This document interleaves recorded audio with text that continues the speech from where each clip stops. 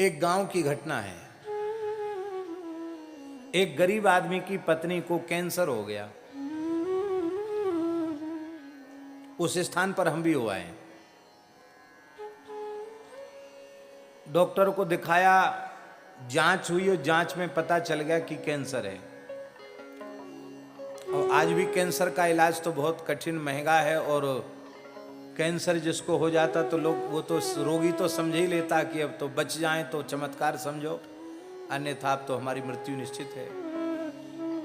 वो व्यक्ति इतना गरीब था कि घर में खाने को भी नहीं, छोटा सा एक आध खेत। हम अपनी खेत खलिहान बेच भी दें तो भी पत्नी का इलाज तो करा नहीं सकते। तो महाराज जी वो जंगल में एक हनुमान जी की मढ़ी थी, वहां सामने घरवाली को बिठा दिया और खुद बैठ गया। बोले अब तो यहीं जान दे देंगे, अब हमको और तो किसके पास जाएं, आपसे बड़ा डॉक्टर थोड़ी है कोई। आप चाहो तो मार डालो और आप चाहो तो ठीक कर दो। वो महाराज 2-3 दिन बैठा रहा भूखा प्यासा पत्नी के साथ जंगल में। तो हनुमान थोड़ी झपकी आई तो हनुमान जी ने कहा, पलास का जंगल, पलास जानते हो ना, छेवला ढाक का, पलास का जंगल। बोले पत्ता पत्थर पे पीस के इसको पिला दो, ठीक हो जाएगी। वो महाराज पत्ता पीस करके पिला, वो ठीक हो गई। वो कोई कैंसर की दवा थोड़ी, पर हनुमान जी ने कह दिया ठीक हो गई। और उसके बाद हल्ला मच गया। तो हम महाराज जी के साथ गए थे वहां। बंबई कलकत्ता से भी कैंसर के मरीज वहां आए और वही पत्ता कूट पीस करके खा करके ठीक हो गए। और वहां मंदिर बन गया हनुमान जी का, घंटा चढ़ गए। वो महाराज वैभव गाड़ी वाले लोग वहां इकट्ठे हो गए, रोड भी बन गया, सब हो गया। अब वो लोगों ने कुछ लेना शुरू कर दिया। जैसे ही लेना शुरू किया, वो सिद्धि जय सिया राम, वो कैंसर ठीक है होने वाली सिद्धि खत्म हो गई, हनुमान जी ने वापस ले ली। एक गांव की सत्य घटना है। तो कहने का आशय हमारा यह है, ये लिखा है स्कंद पुराण में कि जो व्यक्ति सर्प विष की चिकित्सा, रोग की चिकित्सा करने में समर्थ है और रोगी को रोग मुक्त नहीं करता है, विष की बाधा जिसको है उसको विषमुक्त नहीं करता है, उसको ब्रह्म हत्या का पाप, शराब पीने का पाप, चोरी का पाप, गुरु पत्नी गमन का पाप लगता है, और महाराज वो कभी मुक्त नहीं होता पाप से। उसको तो भयंकर नरक में उसको पड़ा रहना पड़ता है। अब काश्यप बोला महाराज अब गलती होनी थी सो तो हो गई, अब हमारा प्रायश्चित क्या है? बोले तुम जाओ,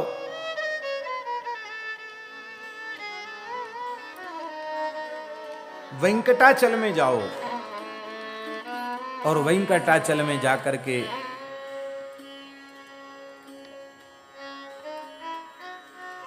स्वामी पुष्करणी में स्नान करो। स्वर्णमुखरी नदी के तट पर वेंकटाचल है। इसी वेंकटाचल का नाम शेषाचल भी है। अब ध्यान से सुन लो, शाकल्य महर्षि कह रहे हैं वेंकटाचल पर आने वाला व्यक्ति ब्रह्म हत्यारा हो तो भी आकर पवित्र हो जाता है इस नदी में।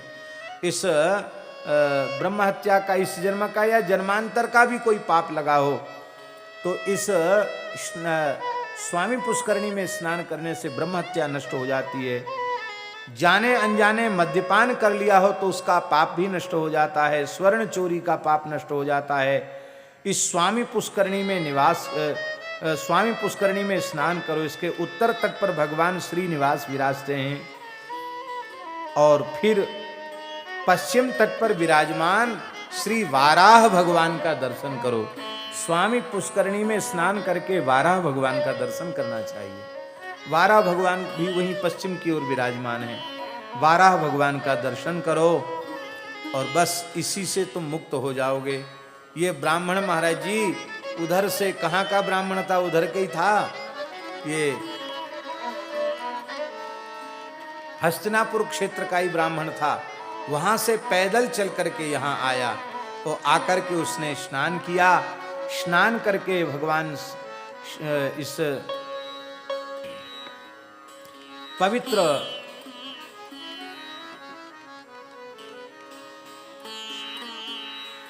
इस सरोवर में स्नान किया, स्वामी पुष्करणी में स्नान किया, यज्ञवाराह भगवान का दर्शन किया और दर्शन करके भगवान वेंकटाचल भगवान की वेंकटनाथ भगवान की उपासना की और उसे विष्णु लोक की प्राप्ति हुई।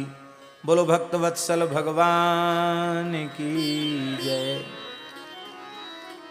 स्वामी तीर्थ में जो स्नान करते हैं स्वामी पुष्करणी में, वे तामिस्त्र, अंधतामिस्त्र, रौरव, महारौरव, कुंभीपाक, कालसूत्र, असिपत्रवन, कृमिभक्ष, अंधकूप, संदंस, सालमली, लालाभक्ष, अवीच, सारमेयदन, वज्रकर्षण, कर्णक, क्षार, कर्दम, पातन, रक्षोगणनाशन, शूलप्रोत, निरोधन, तिरोधान, सूचीमुख, पूयभक्ष, शोणितभक्ष, विषाग्नि परिपीडन, ये 28 प्रकार के नरक हैं।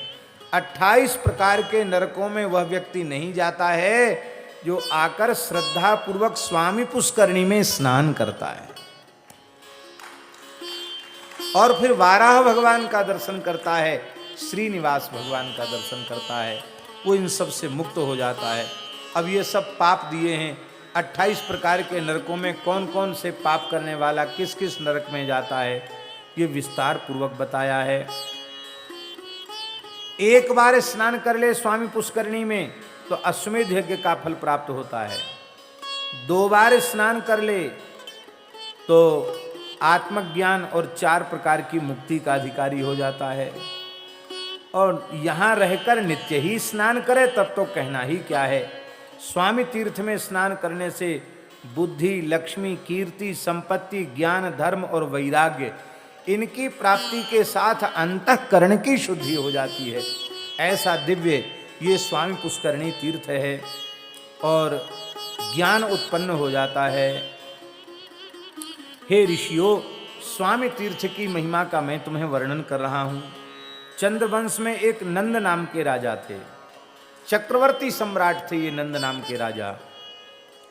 उनके पुत्र का नाम हुआ धर्मगुप्त। धर्मगुप्त को वे अपने राज्य का युवराज बनाकर, उत्तराधिकारी बनाकर, राजा बनाकर के स्वयं तपस्या करने चले गए और धर्मगुप्त ने बहुत बड़े बड़े यज्ञ किए, देवताओं को तृप्त किया। एक दिन वो धर्मगुप्त घोड़े पर बैठकर के शिकार खेलने के लिए गया तो महाराज जी एक संध्या का समय, संध्या उपासना करके गायत्री का जप किया और उसी समय एक भयंकर सिंह, अब रात्रि का समय हो रहा था तो राजा ने सोचा कि हम भटक गए हैं जंगल में, नीचे रहने में खतरा हो सकता है, नीचे सो जाए तो सोया हुआ व्यक्ति मुर्दे के समान होता है, कोई हिंसक जीव आक्रमण कर सकता है। इसलिए राजा संध्या का समय जानकर पेड़ पर चढ़ गया और नंद नाम का राजा जब पेड़ पर चढ़ा तो वहां एक भालू बैठा था। उसको और डर लगा कि नीचे शेर का डर, ऊपर भालू का डर। भालू ने कहा, राजन तुम आए हो यहां, चिंता मत करो, हमारा सनातन धर्म अतिथि देवो भव का उपदेश करता है। यद्यपि ये वृक्ष मेरा घर नहीं है पर मैं भी एक रात्रि के लिए यहाँ रुका हूँ, ये मेरा घर हो गया और तुम मेरे घर में आए हो तो तुम्हारा स्वागत है। देखो तुम और हम एक दूसरे के शत्रु हैं, तुम भी हमारे जैसे हिंसक प्राणियों का वध कर दिया करते हो, लेकिन हम दोनों संकट में हैं, क्यों ना प्रेम से रहें।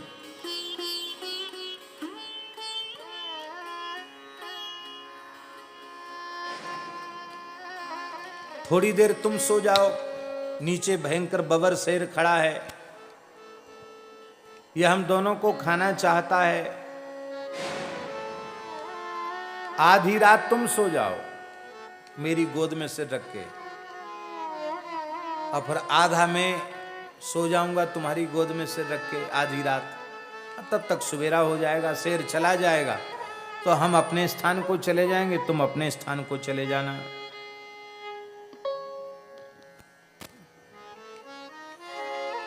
अब महाराज धर्मगुप्त सो गए वृक्ष पर और सिंह ने रीछ से कहा कि देखो ये राजा तो बहुत बलवान है, हमारा तुम्हारा दोनों का ही शत्रु है, हमको भी मार सकता है, तुमको भी मार सकता है, तो इसको तुम धक्का देकर नीचे गिरा दो, मैं भूखा हूं, मेरा आहार मुझे मिल जाएगा। सिंह ने कहा कि तुम धर्म को नहीं जानते हो, विश्वासघात सबसे बड़ा पाप है। बहुत ध्यान से सुने, विश्वासघात से बड़ा पाप इस धरती पर और कोई दूसरा नहीं है। जो मित्रद्रोह करता है, विश्वासघात को ही मित्रद्रोह कहते हैं। मित्र किसको कहते हैं? जिसने पूरा विश्वास किया हो और उसी के साथ घात कर दिया तो विश्वासघात हो गया, इसलिए मित्रद्रोह को ही विश्वासघात कहा जाता है। तो महाराज जी स्कंद पुराण में लिखा है कि मित्रद्रोह करने के बाद, विश्वासघात करने के बाद कोई सोचे कि मेरे इस पाप का प्रायश्चित्त हो जाएगा, तो 10,000 यज्ञ कर ले तो भी उसका पाप नष्ट होने वाला नहीं। करोड़ों जन्मों में भी पाप उसका नष्ट नहीं होता है। ब्रह्म हत्यादि पापानाम कथंचिन निष्कृतिर्भवेत, विश्वासघातिनाम पापम न नश्येत जन्म कोटि भी।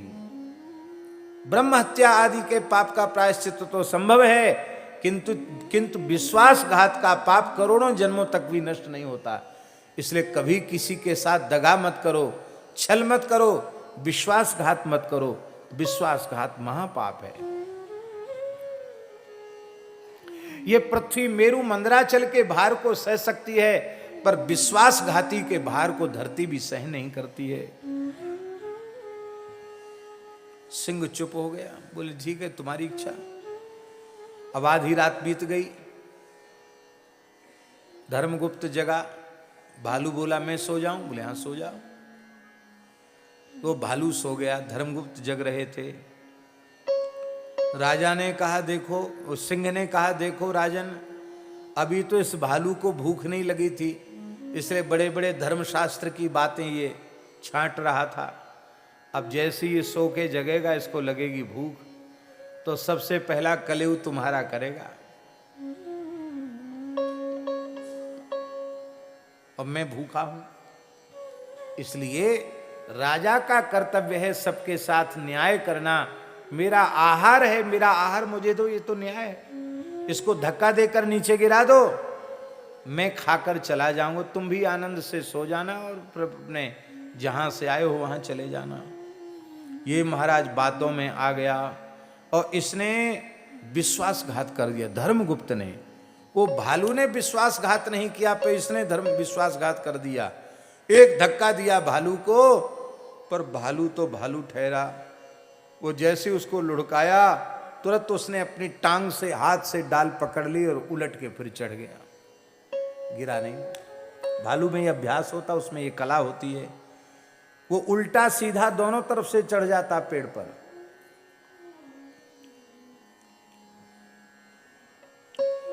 उसने क्रोधपूर्वक कहा कि तुमने विश्वासघात किया है राजन मेरे साथ, ये तुमने ठीक नहीं किया। देखो मैं सामान्य भालू नहीं हूं, मैं ध्यान काष्ठ नामक ऋषि हूं। भालू का वेश अपने योग बल से धारण करके मैं विचर रहा हूं। आप लोग कहेंगे भालू का वेश क्यों? बोले देखो ब्रह्म चिंतन करना मनुष्य शरीर के साथ बहुत मर्यादा है। इस हाथ में इतनी मिट्टी लगाओ, उस हाथ में इतनी मिट्टी लगाओ, कमंडल ले, यूं करो त्यों करो, अचला लंगोटी कमंडल यूं त्यों, दुनिया भर का बंधन। और भालू को न अचला की जरूरत, न लंगोटी की जरूरत, न कोई कमंडल की जरूरत। इसलिए मैंने अपने योग बल से भालू का वेश धारण किया है और प्रेम से भजन कर रहा था। पर तुमने ठीक नहीं किया, तुमने धकेला है और इस अपराध से तुम पागल हो जाओगे, पागल होकर के विचरो। और सिंह से कहा कि तुम सिंह नहीं हो, तुम तो यक्ष हो। पहले कुबेर के मंत्री थे, एक समय हिमालय पर्वत पर, अपने हिमालय पर्वत के शिखर पर अपनी स्त्री के साथ तुम रमण करने लगे और वहीं गौतम ऋषि बैठकर भजन कर रहे थे। उन्होंने तुझे अपने गुफा के द्वार पर नग्न देख लिया, उन्होंने शाप दिया, अरे दुष्ट, तुझे लज्जा नहीं है, जा सिंह हो जा। तो इसलिए तुम सिंह हो गए। अब तो सिंह ने देह त्याग कर दिया, वो मुक्त हो गया। और इधर ध्यान काष्ठ नाम के जो ऋषि हैं, वे ऋषि रूप धारण करके पुनः अपनी गुफा में चले गए। और महाराज अब ये बेचारा पागल हो गया, धर्मगुप्त एकदम विक्षिप्त हो गया। मंत्रियों ने कहा कि तो बड़ी विकट समस्या है, बहुत इलाज किया, लेकिन ये तो इतना बड़ा पाप था, पागल हो गए, ठीक ही न हो। तब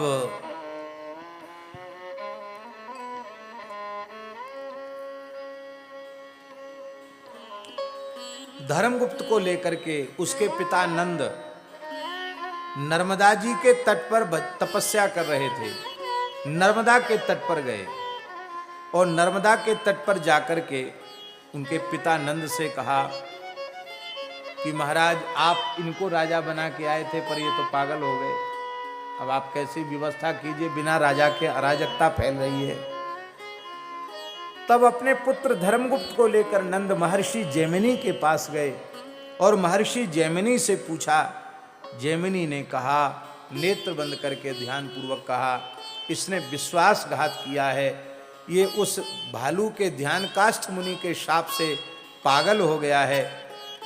और ऐसे विश्वासघातियों का भी मोक्ष करने वाला धरती पर एक ही तीर्थ है, वो वेंकटाचल पर्वत है, जहाँ स्वामी पुष्करणी विराजमान है, वाराह भगवान विराजमान है, श्रीनिवास भगवान विराजमान है।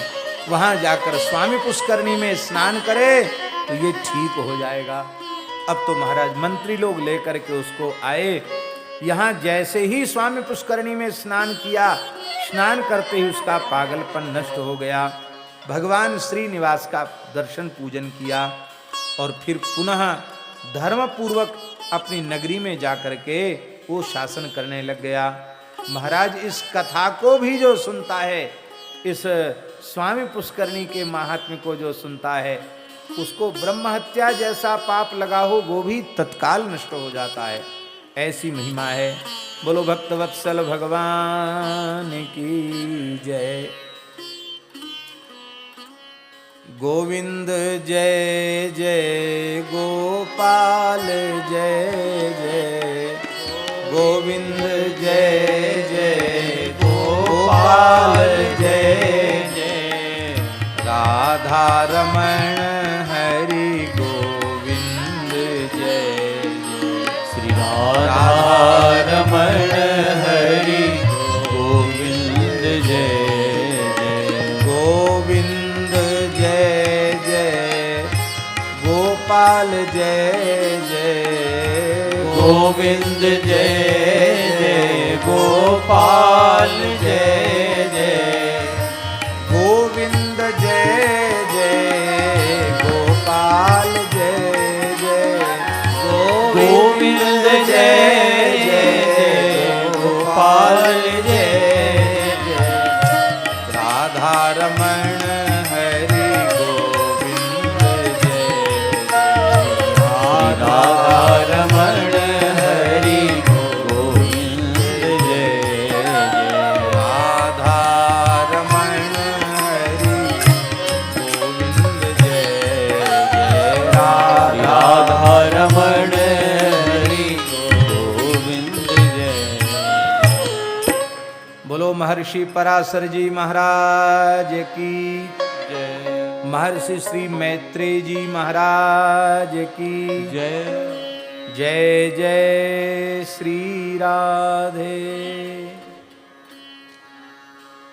ये वेंकटाचल महात्म्य बहुत विस्तृत है, कई पुराणों में है।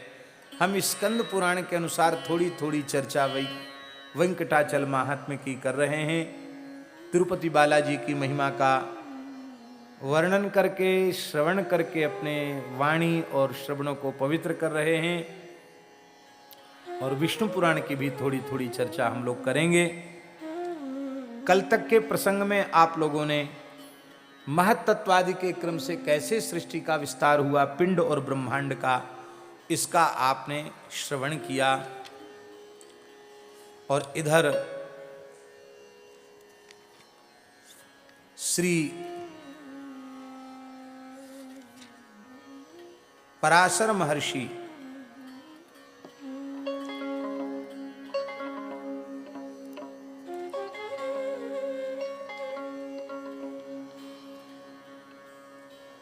उन्होंने ब्रह्मा जी ने कैसे चातुर्वर्ण की व्यवस्था की इसका वर्णन किया है। वर्ण और आश्रम, ब्राह्मण क्षत्रिय वैश्य शूद्र, ये 4 वर्ण, और ब्रह्मचर्य गृहस्थ वानप्रस्थ और सन्यास, ये 4 आश्रमों का वर्णन किया है। पृथ्वी का विभाग, अन्न आदि की उत्पत्ति का भी वर्णन किया है। और अन्न आदि की उत्पत्ति का वर्णन करके कहा है महाराज, धान जौ गेहूं, छोटे धान्य तिल कंगनी ज्वार कोदो, छोटी मटर उड़द मूंग मसूर, बड़ी मटर कुलथई राई चना और सन, ये 17 प्रकार की ग्राम्य औषधियां हैं। इनको और 2 और मिला करके ये सब बड़ी पवित्र होती हैं। धान जौ उड़द गेहूं, छोटे धान्य तिल कंगनी कुलथी और सामा नीवार बंतिल गवेदु बेणुयव मरकट, मक्का, मक्के को ही मरकट कहा गया। ये 14 ग्राम्य और वन्य औषधियाँ यज्ञानुष्ठान की औषधियाँ हैं। और इसके बाद महाराज अलग अलग लोगों के स्थानों का भी निश्चय किया गया। कर्मनिष्ठ ब्राह्मणों को पितृलोक मिलता है। युद्ध में कभी पीछे पैर न रखने वाले क्षत्रियों को इंद्रलोक मिलता है। अपने धर्म का पालन करते हुए व्यापार करने वाले वैश्यों को वायुलोक मिलता है। सेवा धर्म परायण शूद्रों को गंधर्व लोक मिलता है। किंतु 88,000 जो ऊर्ध्वरेता मुनि हैं और जो गुरुकुलवासी ब्रह्मचारी हैं, वानप्रस्थी हैं, उनको सप्तर्षियों का लोक प्राप्त, उनको ब्रह्मलोक प्राप्त होता है। वनवासी वानप्रस्थियों को सप्तर्षिलोक प्राप्त होता है। सन्यासियों को ब्रह्मलोक प्राप्त होता है। ये सब लोकों का वर्णन करके अंत में कहा, वो किसी भी वर्ण का व्यक्ति हो, किसी भी आश्रम का व्यक्ति हो, अनन्य भाव से भगवान की शरण हो गया, भगवान की भक्ति करता है, वो ब्रह्मलोक का भी अतिक्रमण करके वैकुंठ को प्राप्त करता है, भगवान के धाम को प्राप्त करता है। इसलिए भैया स्वधर्म पालन जरूर करना चाहिए, पर स्वधर्म पालन से भी आपको परम कल्याण की प्राप्ति बिना भगवत भक्ति के नहीं होगी। स्वधर्म पालन की सार्थकता भी परम धर्म पालन में है, और वो परम धर्म है सवै पुंसाम परो धर्मो यतो भक्ति अधोक्षजे, भगवान अधोक्षज में भक्ति हो। इसलिए बड़ा सुंदर श्लोक है, लिखने योग्य श्लोक है। गत्वा गत्वा निवर्तन्ते चंद्र सूर्यादयो गृहा अद्यापि न निवर्तन्ते द्वादशाक्षर चिंतका। बड़े बड़े योगी यति तपी कर्मकांडी ज्ञानी ध्यानी कोई चंद्रलोक जाकर, कोई सूर्यलोक जाकर, कोई अग्निलोक जाकर, कोई इंद्रलोक जाकर लौट आए, कोई ब्रह्मलोक जाकर लौट आए, लेकिन जो द्वादशाक्षर के चिंतक हैं वो लौट करके कभी धरती पर नहीं आए। भगवान के श्री राम तारक सदक्षर मंत्राज का अनन्य भाव से जप करने वाले, अष्टाक्षर नारायण मंत्र का जप करने वाले, द्वादशाक्षर वासुदेव मंत्र का जप करने वाले लोग लौटकर पुनः धरती पर नहीं आते। अब एक बात और है, बहुत से लोग कहेंगे तमाम लोग तिलक भी लगाते हैं, तुलसी भी पहनते हैं, अपनी परंपरा के अनुसार द्वादशाक्षर षडक्षर अष्टाक्षर का जप भी करते हैं, और कई बार ऐसा देखा जाता है कि वे भी मुक्त नहीं हो पाते, दुर्गति को भोगते हुए देखे जाते हैं मरने के बाद भी। तब ये महात्म के वाक्य कहाँ चले जाते हैं उस समय? ये प्रश्न हो सकता है। इस प्रश्न का समाधान ये है, जहां भगवान की भक्ति की, तिलक की, तुलसी की, भगवान नाम की महिमा है, वहीं हरि गुरु और संत के अपराध की भी तो महिमा है। ध्यान में आई बात? भगवत स्वरूपों में भेद करने से भगवत अपराध लग गया, गुरु अपराध लग गया, वैष्णव अपराध लग गया, तो और जो नियम है वो हम पालन नहीं करते, इसलिए हमको इनका लाभ, तीर्थों का भी लाभ हमको जैसा मिलना चाहिए वैसा नहीं मिल पाता है। इसलिए हरि गुरु और संक्षिप्त में बात है, हरि गुरु और संत इनके अपराध से बचकर के तीर्थ यात्रा करो, इनके अपराध से बचकर भजन करो, तो फिर लौट कर फिर नहीं आना पड़ेगा। भगवत भागवत अपराध यही जीव के कल्याण के पथ की सबसे बड़ी बाधा है। इस अपराध से बचा लो तो खाली तिलक लगाने से भी कल्याण हो जाएगा, एक माला फेरोगे तो भी कल्याण हो जाएगा, पर और सब तो करें, पर वैष्णव का जो आचार अभी थोड़ी देर पहले बताया गया वो हमारे जीवन में न हो तो फिर तो भाई अपने किए हुए का परिणाम तो भोगना ही पड़ेगा। इसलिए भाई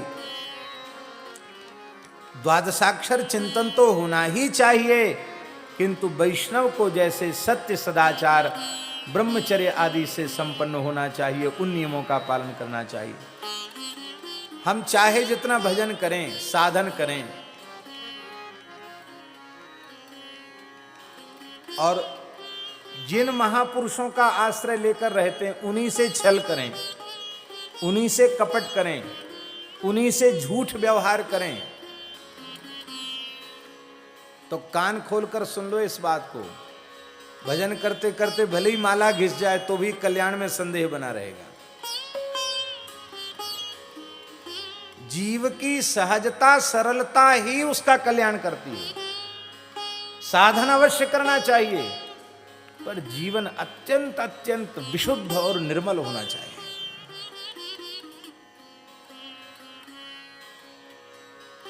होय न विमल विवेक गुरु सन किए दुराव। और हम क्या अपने हृदय को कभी खोलकर अपने गुरुजनों के चरणों में रख पाते हैं क्या? नहीं रख पाते हैं। जैसे निश्चल निष्कपट भाव से हमें उनका सेवन करना चाहिए, ठाकुर जी का, संतों का, गुरुजनों का, वैसा सेवन हम नहीं कर पाते हैं, इसलिए सब गड़बड़ हो जाता है। तो महाराज जी लिखा है, गत्वा, लिखने योग्य श्लोक है, गत्वा गत्वा निवर्तन्ते चंद्र सूर्यादयो गृहा अद्यापि न निवर्तन्ते द्वादशाक्षर चिंतका। चंद्र सूर्य भी अपने स्थान से च्युत हो जावें, पर भगवान का भक्त अपने स्थान से कभी च्युत नहीं होता है, क्योंकि वह अच्युत का उपासक है। तामिश्रम अंधतामिश्रम महारौरव रौरवौ असिपत्र वनम घोरम काल सूत्रमवीचिकम विनिंद का नाम वेदस्य यज्ञ व्याघातकारिणाम स्थान में तत्समाख्यातम स्वधर्मत्यागिन से। जो भगवान से विमुख हैं ऐसे नास्तिकों के लिए ही ये नरक हैं। मरीचि आदि प्रजापति गण कैसे प्रकट हुए, इनको भी श्री पराशर महर्षि ने वर्णन किया है। श्री ब्रह्मा जी महाराज ने भृगु पुलस्त्य पुलह क्रतु अंगिरा मरीचि दक्ष अत्रि वशिष्ठ इन मानस पुत्रों की उत्पत्ति की, अपने मन के संकल्प से उत्पत्ति की। इसके बाद ख्याति, भूति, संभूति, क्षमा, प्रीति, सन्नति, ऊर्जा, अनसूया, प्रसूति, इन 9 कन्याओं को इन ऋषियों के साथ विवाह कर दिया। सबसे पहले ब्रह्मा जी ने सनंदन, सनक सनंदन, सनातन सनत कुमार को प्रकट किया, पर श्री पराशर जी कहते हैं, सनंदनादयो ये च पूर्व सृष्टास्तु वेदसा नते लोके स्वसज्जंतो निरपेक्षा प्रजासुते सर्वे ते व्यागत ज्ञाना वीतरागा विमत्सरा ते स्वेवं निरपेक्षेषु लोक सृष्टौ महात्मना। इन सनकादिक भगवान ने चतुर्थ आश्रम निवृत्ति मार्ग को ही स्वीकार किया, इन्होंने प्रवृत्ति मार्ग को स्वीकार नहीं किया। वे मात्सर्य आदि दोषों से रहित और विरक्त चतुर्थाश्रमी महात्मा हो गए, संत हो गए। श्री ब्रह्मा जी महाराज ने क्रोध किया, मेरे पुत्र मेरी बात नहीं मानते हैं, कहते सृष्टि विस्तार नहीं करेंगे, तपस्या ही करेंगे। उसी समय और जो है एक बालक प्रकट हुआ, उसका नाम रुद्र हुआ, जो ब्रह्मा के भ्रू मध्य से प्रकट हुआ। और वो अर्धनारीश्वर स्वरूप में प्रकट हुए, आधा नर और आधी नारी। कहा कि तुम अपने 11 भाग करके 11 रुद्रों के रूप में प्रकट होकर के और 11 रुद्राणियों के सहित तुम सृष्टि का विस्तार करो। महाराज जी, शंकर जी ने 11 रूप धारण करके सृष्टि विस्तार तो किया, लेकिन इतनी भयंकर सृष्टि की, ब्रह्मा जी घबरा गए। बोले अब तुमको पता चल गया, आप संहार के देवता हो, आप विस्तार के देवता नहीं हो।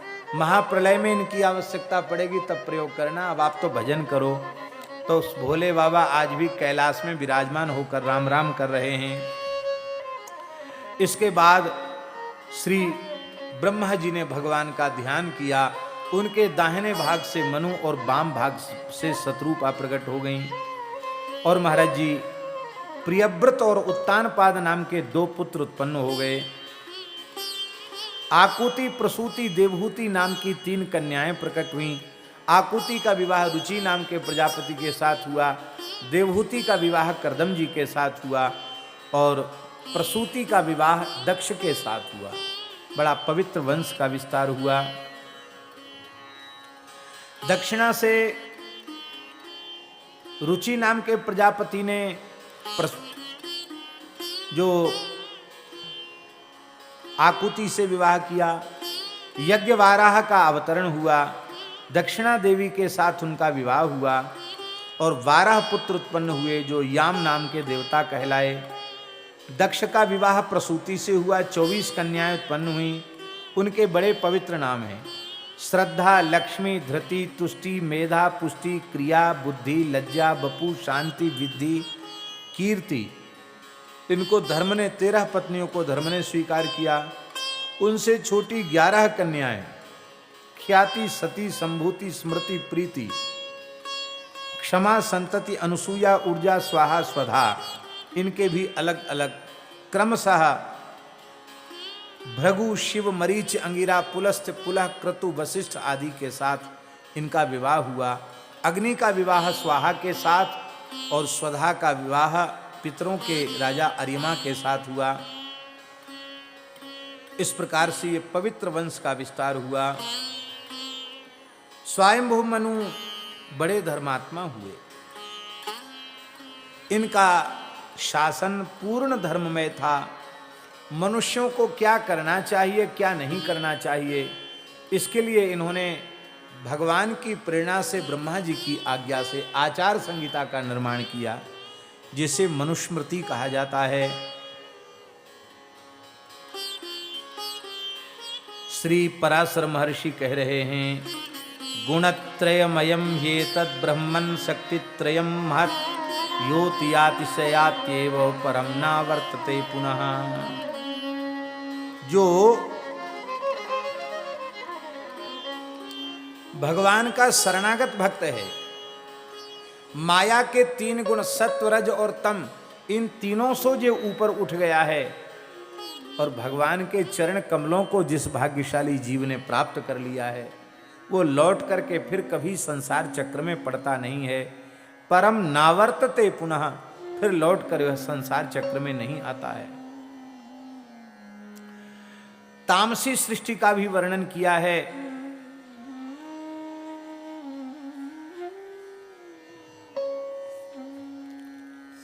और ये तामसी जीव भी ब्रह्मा जी से ही उत्पन्न हैं, अलग से कहीं से कोई नहीं आए। बोलो भक्तवत्सल भगवान की जय। भृगु जी महाराज ने ख्याति नाम की अपनी पत्नी से धाता विधाता नाम के 2 पुत्रों को जन्म दिया और 1 कन्या को जन्म दिया। ये कन्या हुई भगवती श्री देवी, लक्ष्मी देवी। और भगवान ने हरिमेधा ऋषि के यहाँ उनकी पत्नी हरिणी के गर्भ से श्री हरि रूप में भगवान ने अवतार लिया और भगवान ने लक्ष्मी जी के साथ विवाह किया और विवाह करके वो भृगु जी के जामाता हुए भगवान। बोलो भक्तवत्सल भगवान की। ये भगवान श्री हरि का अवतार ब्राह्मण कुल का अवतार है और भृगु जी की पुत्री लक्ष्मी हैं, उनके साथ विवाह संपन्न हुआ है। पराशर मैत्री जी ने पूछा कि भगवान, हमने सुना है कि लक्ष्मी जी तो क्षीर सिंधु के मंथन से प्रकट हुई थी, फिर आपने कह दिया कि लक्ष्मी जी भृगु जी की पुत्री हैं, तो ये बात हमारी समझ में नहीं आई, आप कृपा करके इसको समझाओ। पराशर जी हंसने लगे, बोले मैत्रेय, मैं जानता हूं तुम सब कुछ समझते हो, पर लक्ष्मी के तत्व के संबंध में तुम पूछ रहे हो। ये लक्ष्मी तो भगवान की प्राणवल्लभा हैं, अनपायनी शक्ति हैं, ये भगवान से कभी अलग होती नहीं, सदा सर्वदा भगवान के निकट रहती है।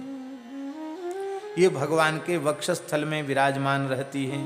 इतने सुंदर श्लोक हैं महाराज जी, एक एक श्लोक श्रवण करने योग्य है। मई श्री पराशर उवाच नित्यैवैषा जगन्माता विष्णो श्रीरनपायनी यथा सर्वगतो विष्णुस्तथैवायं द्विजोत्तम। ये भगवान की अनपायनी शक्ति है भगवती महालक्ष्मी। जैसे भगवान विष्णु सर्वगत सर्वरूप सर्वमय हैं, ऐसे ही लक्ष्मी जी भी सर्वगत सर्वरूप और सर्वमय हैं। भगवान विष्णु अर्थ हैं, तो लक्ष्मी जी वाणी हैं। गिरा रथ जल बीच सम नीतिरेशा नयो हरि। यदि भगवान न्याय हैं तो लक्ष्मी जी नीति हैं, विष्णु भगवान बोध हैं तो ये बुद्धि हैं,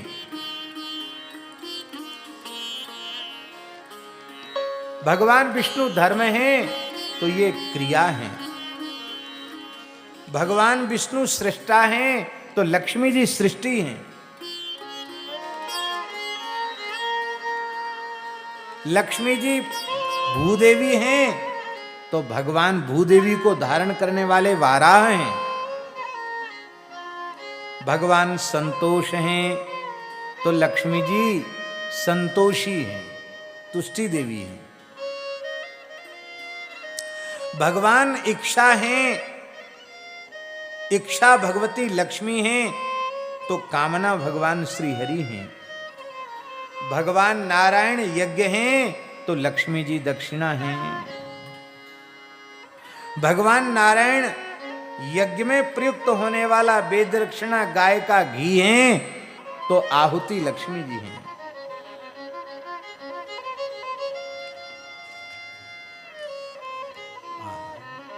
पुरोडास भगवान हैं। भगवान यजमान ग्रह हैं तो लक्ष्मी जी पत्नी शाला हैं। भगवान यज्ञ का यूप हैं तो लक्ष्मी जी चिति हैं। भगवान कुशा हैं तो लक्ष्मी जी इधम हैं। भगवान सामवेद हैं तो लक्ष्मी जी उद्गीति हैं, सामवेद की उद्गीति। भगवान अग्नि हैं तो लक्ष्मी जी स्वाहा हैं।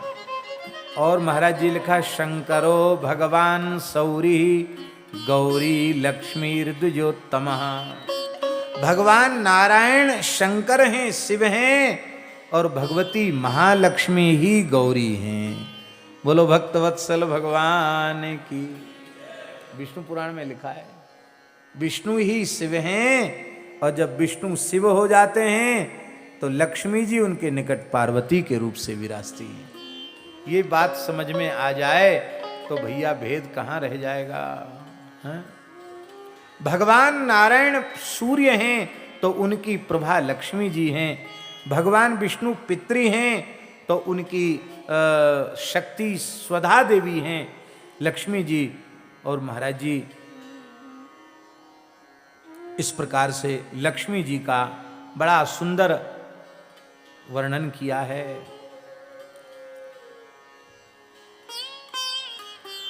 भगवान विष्णु आकाश हैं तो लक्ष्मी जी द्युलोक हैं। यदि भगवान चंद्रमा हैं तो लक्ष्मी जी उनकी अंग कांति हैं, अक्षय कांति हैं। भगवान वायु हैं तो लक्ष्मी जी चेष्टा हैं, धृति हैं। भगवान समुद्र हैं तो लक्ष्मी जी उनकी तरंग हैं। भगवान इंद्र हैं तो लक्ष्मी जी इंद्राणी हैं। भगवान यम हैं तो लक्ष्मी जी धूमोरना उनकी पत्नी हैं। और भगवान विष्णु कुबेर हैं तो लक्ष्मी जी रिद्धि हैं। और भगवान विष्णु वरुण हैं तो महालक्ष्मी गौरी हैं। भगवान श्री हरि कार्तिकेय हैं तो लक्ष्मी जी देवसेना हैं। और भगवान गदाधर आश्रय हैं तो लक्ष्मी जी शक्ति हैं। भगवान निमेष हैं तो लक्ष्मी जी काष्ठा हैं। भगवान मुहूर्त हैं तो लक्ष्मी जी कला हैं। और भगवान दीपक हैं तो लक्ष्मी जी उसका प्रकाश हैं, ज्योति हैं।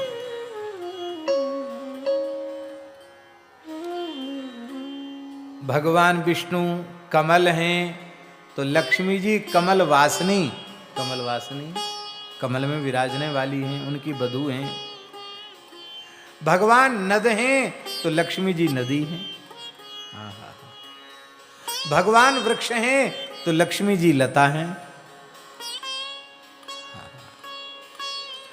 भगवान काम हैं तो लक्ष्मी जी रति हैं। भगवान वृषभ हैं, बहुत ध्यान से सुनो विष्णु पुराण में, भगवान वृषभ हैं तो लक्ष्मी जी साक्षात गौ माता है। ये वृषभ और लक्ष्मी, वृषभ और गाय लक्ष्मी नारायण है, साक्षात लक्ष्मी नारायण है। कहां तक कहें महाराज,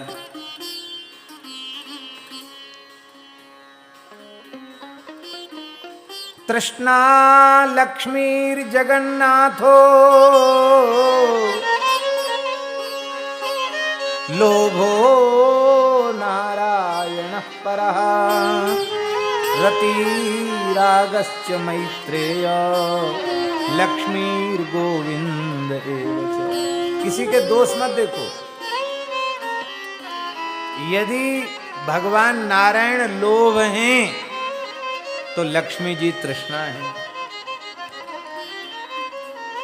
भगवान नारायण लोभ हैं तो लक्ष्मी जी तृष्णा है। अंत में पराशर महर्षि कह रहे हैं, बोले हम ज्यादा क्या कहें, देवतिर्यं मनुष्यादौ पुन्नामा भगवान हरि स्त्री नाम्नी श्रीश्च विज्ञेया नानयोर विद्यते परम। देवता, पशु, पक्षी, मनुष्य, इनमें जितने भी स्त्रीवाची जड़ चेतन में शब्द हैं वो सब लक्ष्मी जी का, श्री जी का बोधक हैं। और जितने पुरुषवाचक शब्द हैं वे सब के सब नारायण के बोधक हैं। इसलिए दोनों में भेद नहीं है, दोनों एक रूप ही है। बोलो भक्तवत्सल भगवान की। हे मैत्रेय, तुमने पूछा है कि भृगु जी की पुत्री जो लक्ष्मी जी हैं वो समुद्र से कैसे प्रकट हुई। बोले एक समय की बात है, भगवान शंकर के अंश दुर्वासा जी महाराज विचर रहे थे, पृथ्वी पर विचर रहे थे। उन्होंने देखा कि एक विद्याधरी के हाथ में बड़ी सुंदर पुष्पों की माला है। सांतानक नामक जो नंदन वन के दिव्य वृक्ष हैं उनके सुगंधित पुष्पों की माला बड़ी रचपच करके गूंथ करके बनाई है उसने, और वो माला हाथ में लिए हुए है। उस माला की सुगंध को देख करके, उस माला की संरचना की कलाकृति को देख करके रुद्रावतार श्री दुर्वासा जी महाराज के मन में इच्छा हुई, ये माला मैं ले लूं। क्या करोगे माला का? बोले अपनी जटाओं में बांध लेंगे। बोलो भक्तवत्सल भगवान की। ये जटा जूट वाले महात्मा, इनको बढ़िया माला मिले और अच्छे जटा हों तो पहले जटा में ही बांध लेते हैं, लिखा है माला। दुर्वासा जी ने कहा इसको हम जटा में बांधेंगे, जटा का आभूषण बना लेंगे। भागवत की कथा थोड़ी दूसरी प्रकार की, कल्पभेद से, कि वो भगवान की माला लेकर आ रहे थे, पर यहां विद्याधरी ने माला गूंथ कर बनाई थी और उसे वो अमनिया थी, किसी की पहनी हुई माला नहीं थी। पर उसको देख करके दुर्वासा जी के मन में आया कि ये माला मैं लेकर के अपनी जटाओं का आभूषण बनाऊं। याचिता तेन तन्वंगी मालां विद्याधरांगना ददौ तस्मै विशालाक्षी सादरं प्रणिपत्यतं ददौ तस्मै विशालाक्षी सादरं प्रणिपत्यतं। देखो, सब बात सीखने की है। पहले तो महापुरुष कभी किसी से कुछ चाहते नहीं है। कथनचित किसी वस्तु को देखकर उनके मन में इच्छा हो जाए, ये वस्तु हमको दे दो, तो अपना सौभाग्य समझो कि आज हम और हमारी यह वस्तु दोनों ही धन्य हो गए। उस विद्याधरी ने प्रसन्नता पूर्वक कहा, आज मेरा पुष्प चुनना और बड़े यत्न पूर्वक इस माला का निर्माण करना दोनों सफल हो गए। मैं इस माला को आपको प्रदान करती हूं। उस विद्याधरी ने माला दुर्वासा जी को दे दी और चरणों में प्रणाम किया। आपने प्रसन्न होकर उसकी ओर देखा और तामादायात्मनो मूर्ध्नि सृजन मुन्मत्त रूपधर, उस माला को लेकर अपनी जटाओं में लपेट लिया और जटाओं में लपेट करके ठक्कड़ संत दुर्वासा जी महाराज प्रसन्न होकर विचरने लगे। आकाश गंगा के तट पर जा रहे थे। उसी समय देवराज इंद्र ऐरावत हाथी पर चढ़ा हुआ आया और दुर्वासा जी को देखकर इंद्र ने प्रणाम किया। इंद्र को प्रणाम करते हुए देखकर दुर्वासा जी के मन में प्रसन्नता हुई। देवराज होता हुआ भी बड़ा विनम्र है, पर बड़े लोगों की विनम्रता ज्यादा समय तक की नहीं रहती है। प्रणाम करके जैसे ही दुर्वासा जी ने अपनी जटाओं से खोल के माला इंद्र को दी, तो इंद्र के मन में आया कि अरे बाबा जी की माला क्या गले में पहनना, हाथ में ले लिया और हाथ में लेके बोले, तुमने अपनी जटाओं की शोभा बढ़ाई है तो हमारे ऐरावत हाथी के मस्तक की शोभा बढ़ाएगी ये माला। वो माला ऐरावत हाथी के मस्तक पर डाल दी। हाथी को माला का स्पर्श और उसकी दिव्य सुगंध से आकर्षण हुआ और उस हाथी ने तुरंत सूंड से माला पकड़ी और माला को पटक दिया, नीचे पैर से कुचल दिया।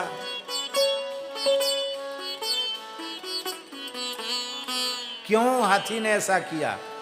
क्योंकि उस माला में इतने भौरे भिनभिना रहे थे, उनसे हाथी को विक्षेप हो गया भौरों से, इसलिए उन्होंने माला को उठाकर नीचे गिरा दिया, पैर से कुचल दिया। भला दुर्वासा जी कहाँ सहन करने वाले हैं।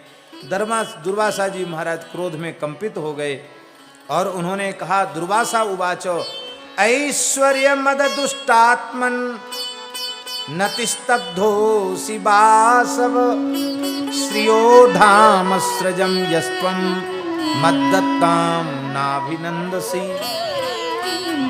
अरे पद प्रतिष्ठा और ऐश्वर्य के अहंकार में मदमत्त दुष्ट इंद्र, मेरे जैसे एक श्रेष्ठ ब्रह्मर्षि की प्रसाद रूप यह माला, उसका तूने इस प्रकार का तिरस्कार किया।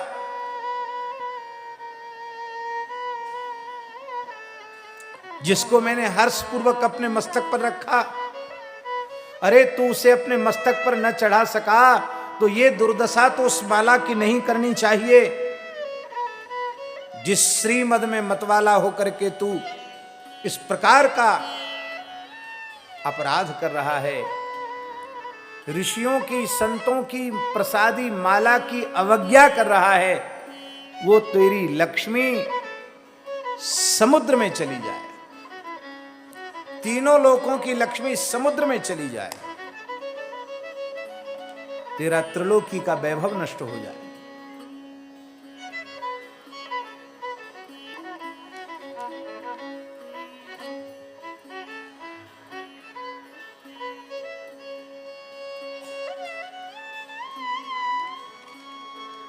तुझे पता नहीं है, मैं सामान्य ब्राह्मण नहीं हूं, मैं दुर्वासा हूं।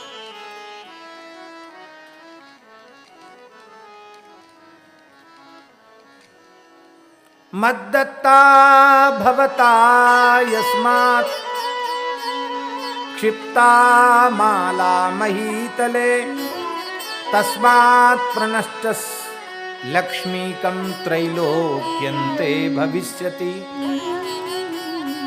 तीनों लोक लक्ष्मी से नष्ट हो जाएंगे। अब तो देवराज इंद्र हाथी से उतरे, चरणों में प्रणाम किया, बार बार प्रणाम करने लगे। बोले महाराज गलती हो गई, क्षमा कर दो।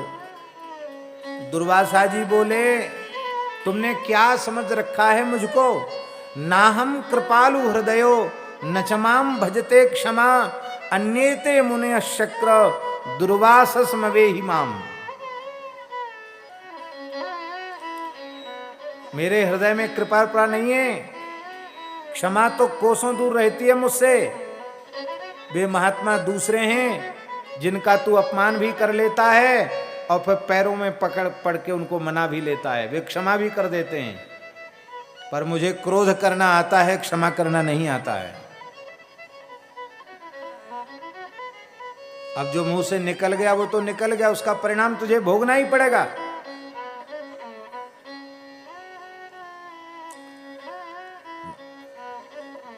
अशांति सार सर्वस्वम,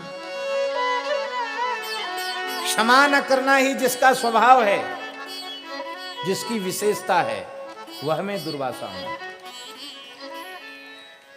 जिसकी प्रज्वलित जटाएं, जिसकी कुटिल भुक्ति को देख करके तीनों लोकों में कौन ऐसा है जो थरथर कांपने लग जाए, उन दुर्वासा का अपमान करके तुम बगुला भक्ति दिखा रहे हो, पैर दबा रहे हो। ना हम क्षमिष्ये बहुना कि मुक्तेन शतक्रतो विडंबना मिमाम भूयः करोष्यनुनयात्मिकाम। काहे को अपना समय खराब कर रहे हो, मैं क्षमा नहीं कर सकता। ऐसा कहकर दुर्वासा जी अंतर्धान हो गए और महाराज जी इंद्र की लक्ष्मी नष्ट हो गई। ऐरावत हाथी भी चला गया, उच्चैश्रवा घोड़ा भी चला गया, चंद्रमा भी डूब गया, लक्ष्मी जी भी समुद्र में चली गई, सब श्री संपत्ति समुद्र में चली गई। देखो भैया लक्ष्मी जी की कृपा कितनी विचित्र है। लक्ष्मी जी के जाने से क्या दशा हो गई।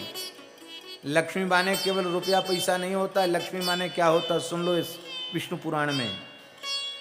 लक्ष्मी नहीं होगी तो यज्ञ नहीं होंगे, यज्ञ बंद हो गए, तपस्या बंद हो गई, धर्म का मूल दान है, दान समाप्त हो गया,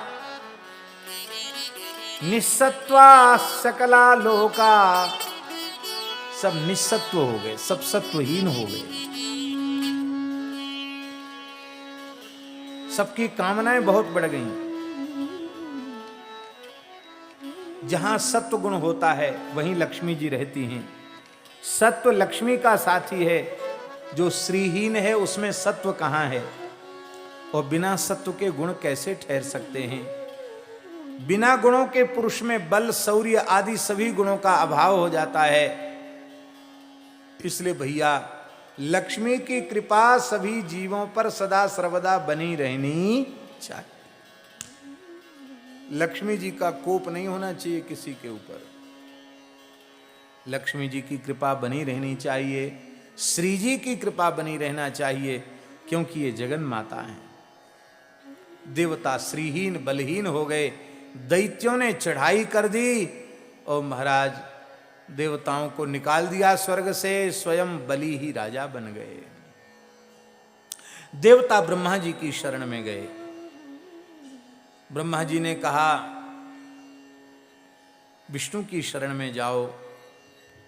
ब्रह्मादि देवता सब मिलकर विष्णु की शरण में गए, क्योंकि प्रणतार्ति हरम विष्णु सवश्रेयो विधास्यति। शरणागत के आरती को, दुख को दूर करने वाले विष्णु वही कल्याण करेंगे।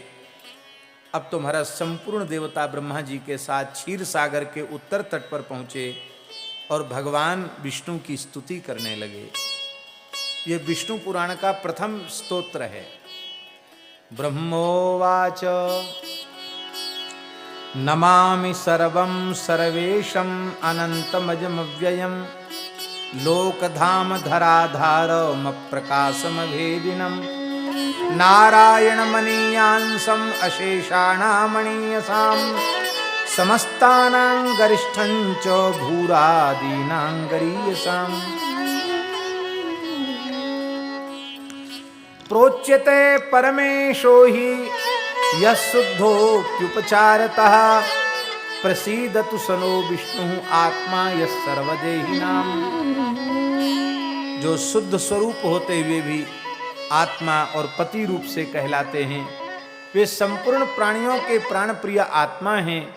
ऐसे भगवान विष्णु हमारे ऊपर प्रसन्न हो जाएं, जो भगवान विष्णु कारण भी हैं और कार्य भी हैं। सूक्ष्म चिद चिद विशिष्ट भी नारायण है और स्थूल चिद चिद विशिष्ट भी नारायण ही है।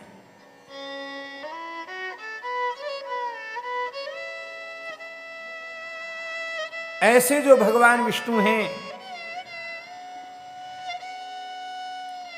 वे हमारे ऊपर प्रसन्न हो। प्रसीद विष्णु भक्तानां ब्रजनो दृष्टि गोचरम। हे प्रभु, आप अपना दर्शन दीजिए, हमारे कष्ट को दूर कीजिए। महाराज जी,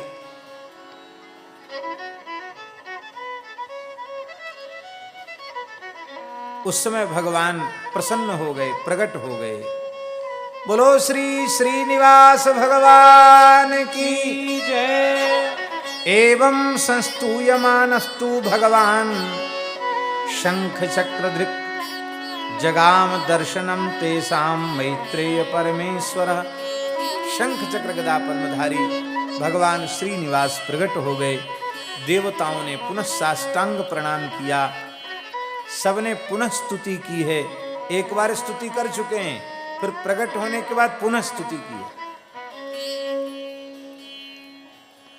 नमो नमो विशेषस्त्वं ब्रह्मा त्वं पिनाकधृक् इंद्रस्त्वमग्निः पवनो वरुणः सविता यमः। आप निर्विशेष भी आप हैं, सविशेष भी आप हैं, ब्रह्मा भी आप हैं, शंकर भी आप हैं। इसलिए महाराज जी उपनिषद में लिखा, ब्रह्मा नारायणः शिवश्च नारायणः शक्रश्च नारायणः कालश्च नारायणः दिशश्च नारायणः ऊर्ध्वञ्च नारायणः अधश्च नारायणः नारायण एवेदग्गुम सर्वम जद्भूतम जच्च भाव्यम। ये सब कुछ नारायण ही है।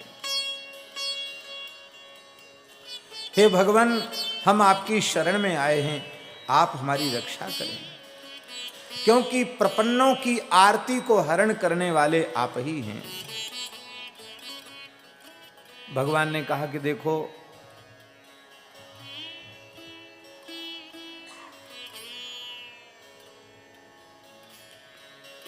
तुम इन दिव्य औषधियों का संग्रह करो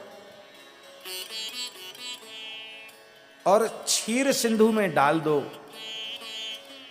मदराचल को मथानी बनाओ, बासुकी नाग की रस्सी बनाओ और अपने विरोधी दैत्यों की भी सहायता लो। इस काम में दैत्य दानवों की भी सहायता लो और समुद्र का मंथन करो, उससे अमृत निकलेगा। जो जो रत्न नीचे गए हैं वे पुनः प्रकट हो जाएंगे और मैं तुम्हें अमृत पिलाकर तृप्त कर दूंगा, पुष्ट कर दूंगा। और समुद्र मंथन का जो क्लेश है ना, वो दैत्यों के हिस्से में आएगा और अमृत तुम्हारे हिस्से में आएगा, अमृत तुमको मिलेगा। भगवान ने ऐसा क्यों कहा? भगवान ने ऐसा इसलिए कहा कि बेईमान जो होते हैं ना, वो बेईमान चाहे जितने चतुर बुद्धिमान बने, उनके हाथ कुछ नहीं लगता। ईमानदार के हाथ ही सब कुछ लगता है। पहले से उन्होंने बेईमानी की है, उनके हाथ छल ही लगेगा, कुछ नहीं लगेगा उनके हाथ में। भगवान की आज्ञा से देवता और दैत्यों की संधि हो गई। मदराचल को उखाड़ने लगे। महाराज मदराचल उखड़ता नहीं था। तमाम लोग दब दब करके कुचल करके घायल होने लगे। असुर नाराज हो गए, बोले तुमने मारने के लिए ही उपक्रम किया। देवता फिर भगवान की शरण में गए। भगवान अजित गरुड़ पर बैठकर आए। जैसे कोई व्यक्ति हाथ में कोई सुपारी रखे, गोल सुपारी, और ऐसे कहे वो सुपारी उठाने वाला ऐसे सुपारी उठा ले एक दो उंगली से पकड़ के, ऐसे भगवान ने सुपारी के जैसे मदराचल को, जो 10,000 योजन ऊंचा पर्वत है, उसको भगवान ने ऐसे उठा लिया 3 उंगलियों से। अब भगवान कितने विराट हैं, और क्षीर सिंधु के मध्य में स्थापित कर दिया। लोभ के कारण बड़े बड़े कष्ट सहने को भी लोग तैयार हो जाते। अमृत मुझे पीने को मिलेगा, इसके लिए बासुकी नाग ने रस्सी बनना स्वीकार कर लिया। देवता मुख की ओर लगे तो स्वाभाविक के पूंछ की ओर दैत्यों को लगना था। दैत्य नाराज हो गए, बोले हम तुमसे तपस्या में कमजोर हैं, कि बल में कमजोर हैं, कि वेद पाठ में कमजोर हैं। सांप की पूंछ अशुद्ध होती है, हम अशुद्ध पूंछ क्यों पकड़ेंगे, हम तो मुख की तरफ लगेंगे। भगवान वहां खड़े थे, भगवान ने इशारा किया, इसीलिए हमने ऐसा करवाया था, जल्दी करो या झगड़ा मत करना। बात बात में झगड़ा हो जाता। बोले कोई बात नहीं, आप ही बड़े हो, आप ही उधर लग जाओ। उस सर्प के नागराज बासुकी के मुख की ओर लग गए, देवता पूंछ की ओर लग गए। भयंकर वेग से मंथन होने लग गया। अब घर्षण से विष की ज्वाला बासुकी नाग के मुख से निकली, और दैत्य बेचारे झुलस गए, काले काले पड़ गए। और इधर देवता, वो विष की गर्मी से बादल उठते, वो बादल बरसते देवताओं की तरफ, और विष से बेचारे काले पड़ गए। अब मदराचल डूबने लग गया, तो क्षीरोद मध्य भगवान कूर्म रूपी स्वयं हरि मंथनाद्रेरधिष्ठानम भ्रमत भून महामुने। फिर मदराचल डूबने लग गया, तो भगवान ने फिर सहायता की। 1,00,000 योजन लंबे चौड़े कच्छप का रूप धारण करके भगवान ने अपनी पीठ पर मंदराचल को उठा लिया, और स्वयं भगवान देवता और दैत्य दोनों में समाविष्ट हो गए, और एक रूप से पर्वत पर विराज गए, उसको दबा लिया पर्वत को। और स्वयं भगवान विराट रूप में इधर भी हाथ इधर भी हाथ, ऐसे भगवान मंथन करने लगे जोर जोर से। अब तो महाराज भयंकर वेग से मंथन होने लग गया। भगवान ने अपने चरण से मंदराचल को दबा रखा है। भगवान अपने करकमल के स्पर्श से नागराज वासुकी में भी बल का संचार कर रहे हैं। अब महाराज जी सबसे पहले कामधेनु गाय प्रकट हुई। बोलो गौ माता की। मध्यमाने ततस्तस्मिन् क्षीराब्धौ देवदानवै हविर्धामा भवत्पूर्वं सुरभि सुरपूजिता। संपूर्ण देवताओं से पूजित सुरभि माता प्रकट हो गई। बोलो गौ माता की। अब तो महाराज सब लोग सुरभि माता का दर्शन करके आह्लादित हो गए। इतनी सुंदर गाय, इतनी सुंदर गाय। उस समय ऋषियों ने गाय की महिमा का वर्णन किया, और संपूर्ण वेदों ने, संपूर्ण इतिहास पुराण मंत्र तंत्रों ने, संपूर्ण देवताओं ने, संपूर्ण ऋषियों ने और संपूर्ण तीर्थों ने गाय के श्रीअंग में निवास किया। संपूर्ण विश्व ब्रह्मांड के तीर्थ गाय में विराजते हैं। मूत्र में लक्ष्मी जी ने निवास किया, गोमय में लक्ष्मी जी ने निवास किया, गोमूत्र में गंगा जी ने निवास किया। ये गोमाता हुई, बड़ी महिमा इनकी हुई। बोलो गो माता की।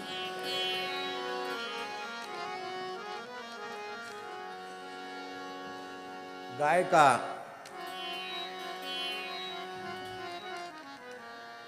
एक ये गोमाता का उत्सव है। प्रगटी सुरभि सुख दैया, प्रगटी सुरभि सुख दैया, बिरज में बाजे बधैया। प्रगटी सुरभि सुख दैया, बिरज में बाजे बधैया। प्रगटी सुरभि सुख दैया, बिरज में बाजे बधैया। प्रगटी सुरभि सुख दैया, बिरज में बाजे बधैया। हरि की करुणा प्रगट भई गौ मिस हरि की करुणा प्रगट भई गौ मिस। हरि की करुणा प्रगट भई गौ मिस। हरि की करुणा प्रगट भई गौ मिस। सतचित आनंद रूपा गैया, बिरज में बाजे बधैया। सतचित आनंद रूपा गैया, बिरज में बाजे बधैया। प्रगटी सुरभि सुख दैया, बिरज में बाजे बधैया। प्रगटी सुरभि सुख दैया, बिरज में बाजे बधैया। रास बिहारी श्रम तन छायो, रास बिहारी सब जन छायो। निज तन ते सुरभि प्रगटायो, निज तन ते सुरभि प्रगटायो। साथ मनोरथ बछड़ा जायो, साथ मनोरथ बछड़ा जायो। श्री दामा भयो दुहैया, बिरज में बाजे बधैया। सीता माँ भयो है दुहैया, बिरज में बाजे बधैया। प्रगटी सुरभि सुख दैया, बिरज में बाजे बधैया। प्रगटी सुरभि सुख दैया, बिरज में बाजे बधैया।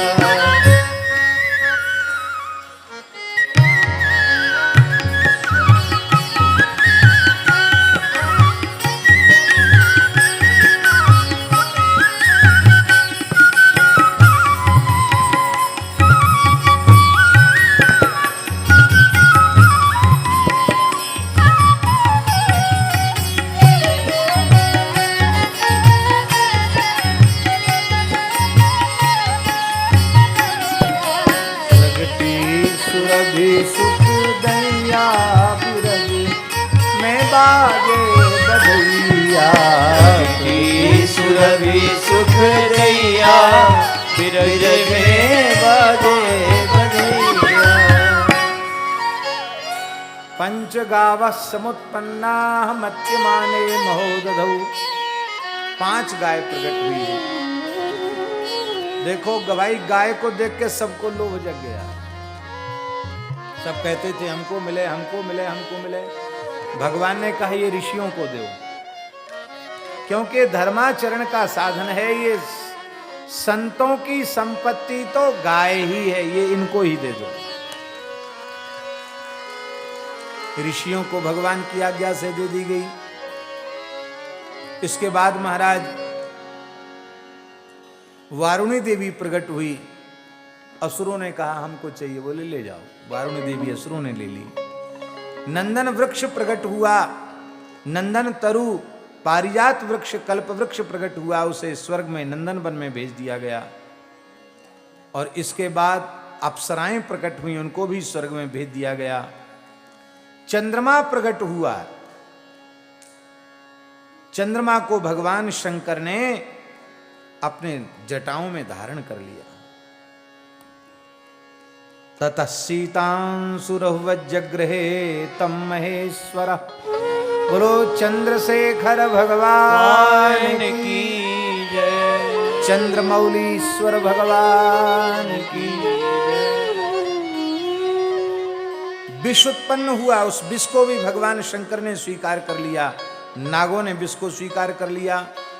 इसके बाद धन्वंतरी भगवान प्रकट हुए, श्वेतांबरधारी धन्वंतरी भगवान कमंडल में अमृत लेकर के आए। यहां कमंडल में लिखा है, कलश में नहीं लिखा है। कमंडल में अमृत लेकर के आए। अब तो महाराज इसके बाद साक्षात भगवती महालक्ष्मी प्रकट भई। बोलो लक्ष्मी महारानी की जय। कैसे प्रकट हुई? ततः स्फुरत कांतिमती विकासी कमले स्थिता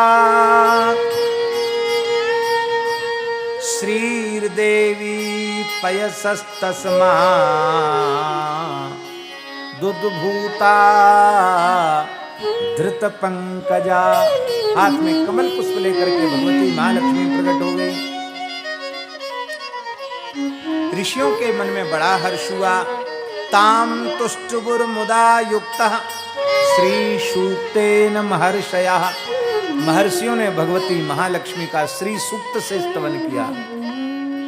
ओम हिरण्यवर्णाम हरिणीं सुवर्णरजस्रजां चंद्रां हिरण्मयीं लक्ष्मीं जातवेदो म आवह ताम म आवह जातवेदो लक्ष्मी मनवगामिनीं इत्यादि प्रकार से मंत्रोच्चार करके और श्री सूक्त से भगवती का स्तवन किया। विश्वावसु आदि गंधर्वों ने बीणा बजा बजा करके नृत्य करके लक्ष्मी जी की कीर्ति को गाया। अप्सराओं ने नृत्य किया। गंगा आदि नदियां महालक्ष्मी के अभिषेक के लिए प्रकट हो गई हैं महाराज। दिशाओं के गजेंद्रों ने स्वर्ण के कलशों में नदियों का जल भर भर करके और सर्वलोक महेश्वरी को स्नान कराया है।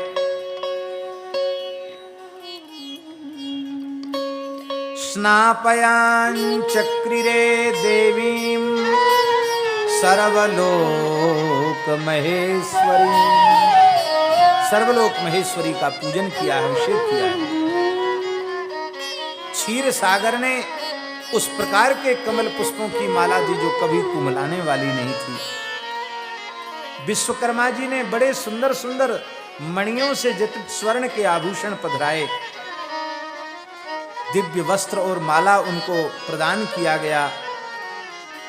यहां ज्यादा कुछ नहीं लिखा विष्णु पुराण में कि फिर बरमाला लेकर लक्ष्मी जी जगह जगह घूमी, ये नहीं लिखा। यहां तो लिखा है कि लक्ष्मी जी का स्तवन पूजन हुआ तो सबके देखते देखते पश्यताम सर्वदेवानां ययौ वक्षस्थलम हरे।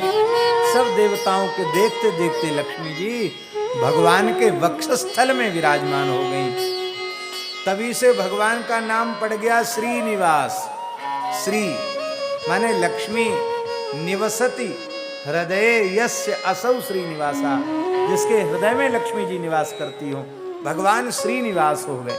बोलो श्रीनिवास भगवान की।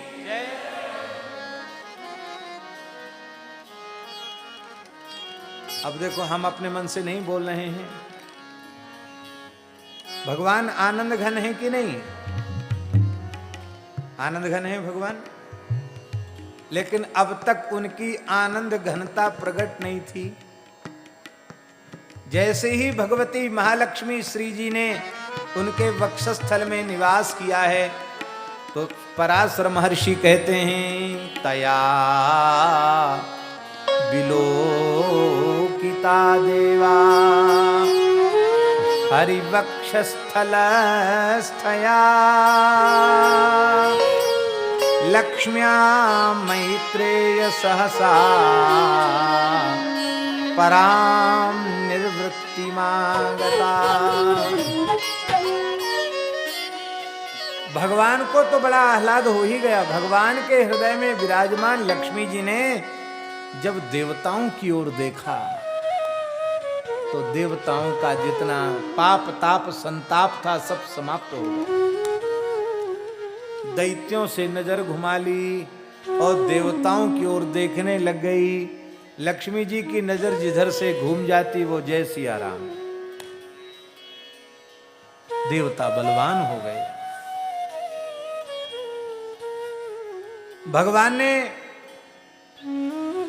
भगवान के हाथ से कमंडल छीनने लगे दैत्य। देवता भगवान की शरण में गए। भगवान ने मोहिनी स्वरूप धारण करके देवताओं को अमृत पिलाया और दैत्यों को अमृत पान से वंचित किया। राहु ने आकर के छल किया, देवता बन के बैठ गया। भगवान ने पंक्ति भेद नहीं किया, पिला दिया इसको भी। पर सूर्य चंद्र ने शिकायत की तो इसका सिर काट दिया। वो सिर राहु हो गया, धड़ केतु हो गया। भगवान धन्वंतरी मोहिनी भगवान अंतर्धान हो गए और दैत्य कहने लगे कि कहाँ गई वो मोहिनी। बोले कहीं नहीं, वो तो मोहिनी नहीं, वो तो मनमोहन श्याम सुंदर थे। दैत्यों ने कहा चली गई मोहिनी तो जाने दो, हम लोग बलवान हैं। अस्त्र शस्त्र लेकर टूट पड़े। देवता अमृत पीकर बलवान हो चुके थे। लक्ष्मी जी की कृपा से बहुत पुष्ट हो चुके थे। भयंकर देवासुर संग्राम हुआ और उस देवासुर संग्राम में देवताओं की विजय हुई, दैत्य पराजित हो गए।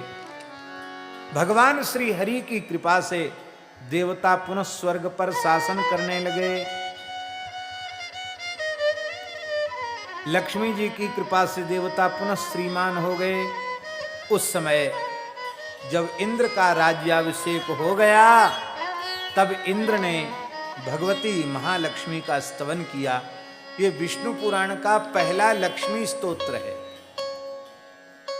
बहुत प्रभावशाली स्तोत्र है।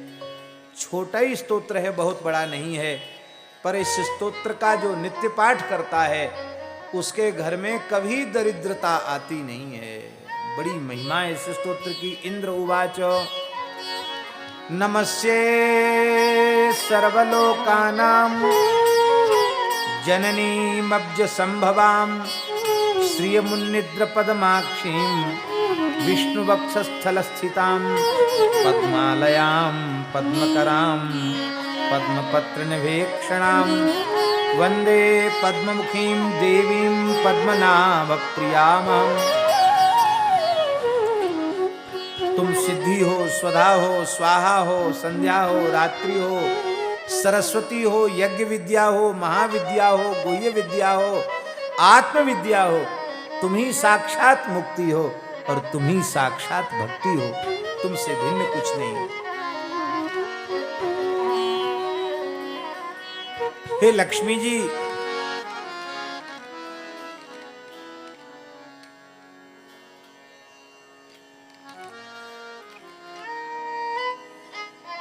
आपके अतिरिक्त और कौन सी ऐसी स्त्री है जो भगवान अच्युत के वक्षस्थल पर विराजमान हो सके।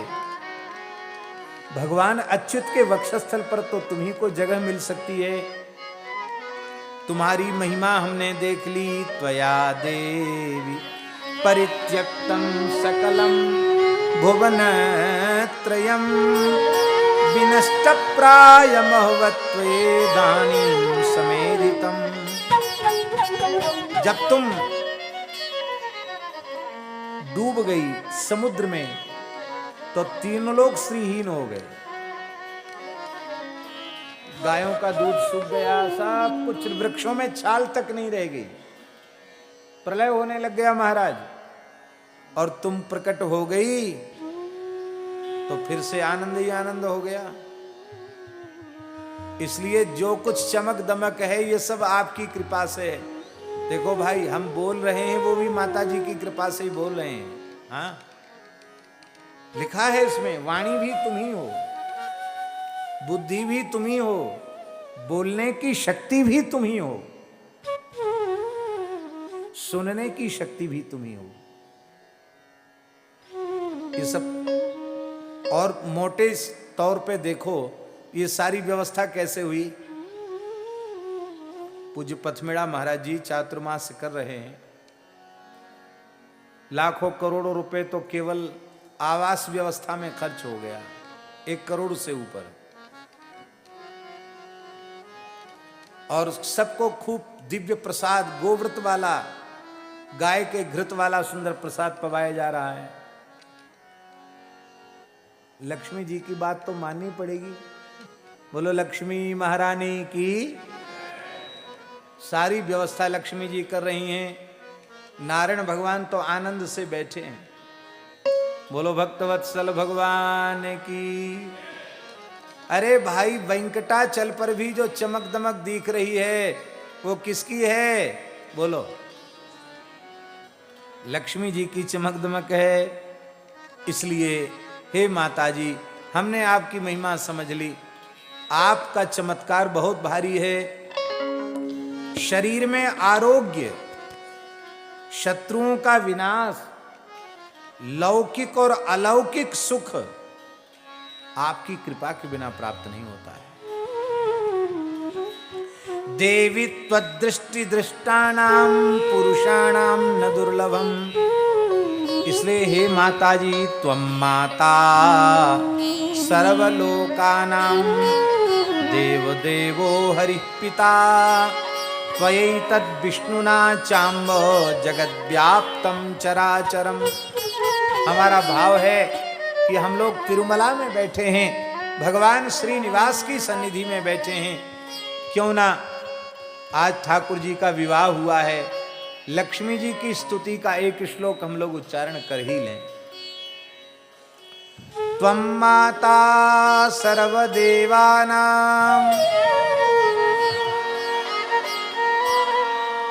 सभी लोग बड़े भाव से उच्चारण करें।